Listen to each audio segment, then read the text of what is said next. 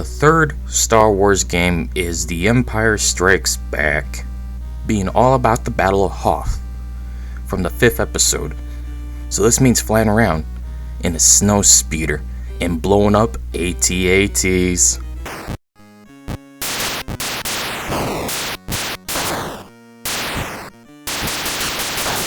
The game is also called Bird vs. Camel, for those who even care.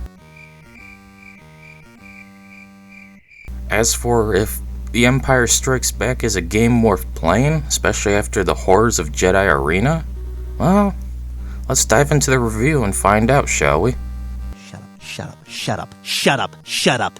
So yeah, this is the Battle of Hoth from episode 5. You use a snowspeeder and shoot up AT-ATs in a never-ending game with an occasional power-up that makes you invincible while playing the Star Wars tune. There's no variety, but it is multiplayer compatible as players take turn after one gets blown up. This is the entire game. There is nothing else to it. Guys, stop! You're giving me too many options. I'm only one man here. The game's controls are actually really good. The snowspeeder will gain speed quite fast and will come to a halt without much issue either. I was having fun flying it around Hoth fighting camels.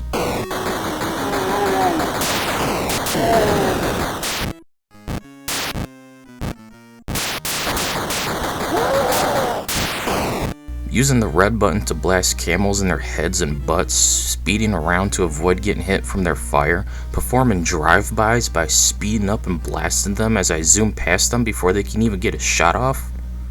It's actually a very fun, fluid controlling game.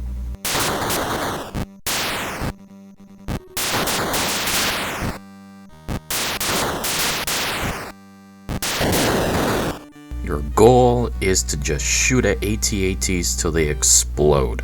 Their damage/health is indicated by their changing colors, which of course changes all the time, so you just gotta keep shooting them till they blow up.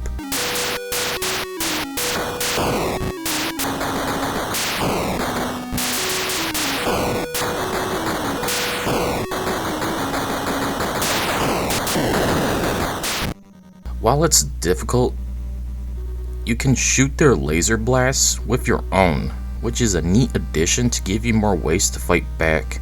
After you defeat an AT-AT, another will walk into the screen. You can see how many and where they are located below on the bar. There's no timer or game over outside of losing all your lives.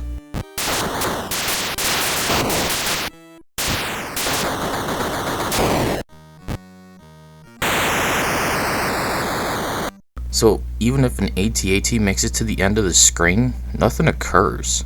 You think that reaching the Rebel HQ would be a bad thing, or even the shield generator, because wasn't that their goal to reach with those things in the movie?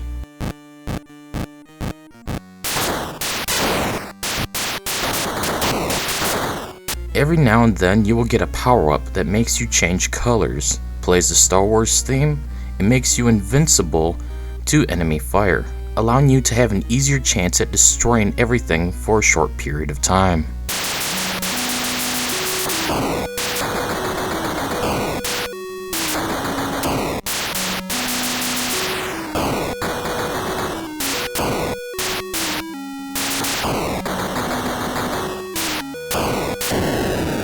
If playing 2-player mode, once one player is dead, the other will get to play till no one has any lives left, and then it's game over.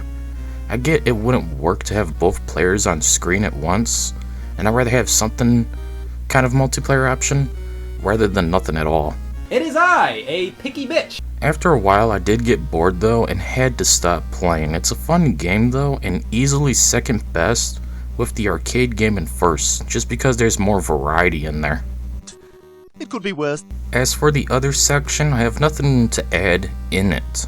This game doesn't have much to work with, and is part of why I didn't want to review any more Atari 2600 games after the horror games back in, July and August? We don't know. We're trees. Just because of how shallow and basic they are, it's just hard to work with. Even AVGN doesn't make many Atari 2600 game episodes because of that, unless they're usually part of a larger video like Indiana Jones and Star Wars episodes. So let's move on to the score already, and hopefully get the last game reviewed soon as well. Move along. Move along, move along. At the end of the day, Star Wars The Empire Strikes Back is an average game well worth playing. At first, I hated it, but the more I played, it grew on me. Sure, there's not much to it, but at least we can tell what's going on, unlike the arcade game, and it works, unlike Jedi Arena. It does get old after a while, and my thumb did hurt, but the smoothness of your snowspeeder and the power-up did add to the enjoyability factor. What a big word. I just wish there was an end game, but instead, from what I've experienced, this game just goes on forever.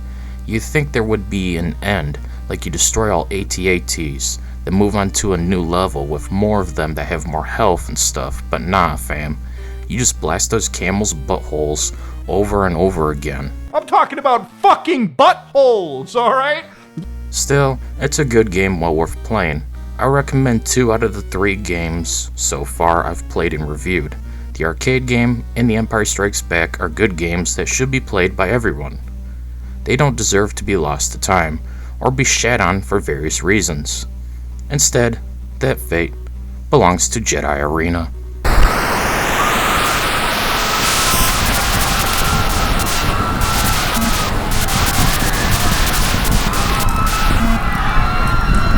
Eventually, I'll get to the 4th and last game. Return of the Jedi Death Star battle should be finished soon.